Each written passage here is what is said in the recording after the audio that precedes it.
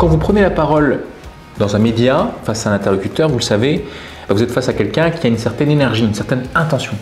Et cette intention, elle peut avoir un impact sur votre intention à vous.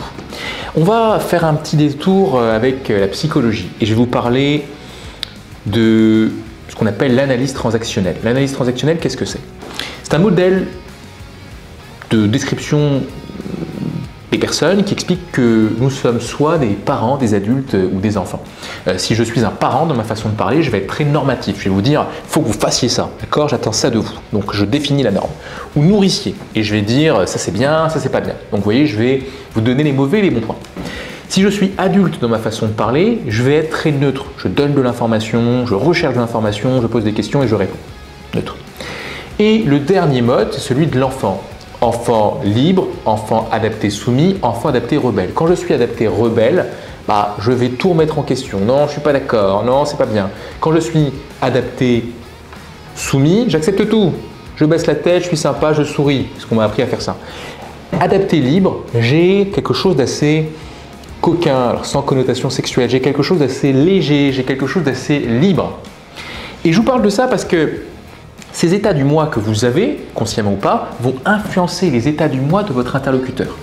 Et il a été démontré qu'en média, les deux états du moi les plus intéressants sont les états du moi suivants.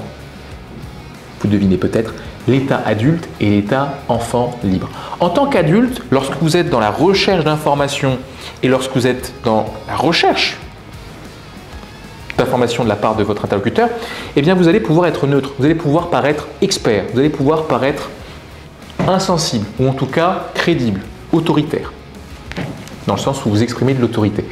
Ce peut être utile si vous êtes face à un interlocuteur qui joue aux parents et qui essaie de vous dire quoi faire ou de vous donner les bons et les mauvais points. Vous ne devez surtout pas répondre en enfant rebelle qui remettra en question la façon qu'on a de vous parler ou en enfant soumis, ce serait pire. Et ça, on l'a beaucoup vu. Quand Bourdin faisait des interviews qu'il recevait des politiques chez eux, beaucoup d'enfants soumis.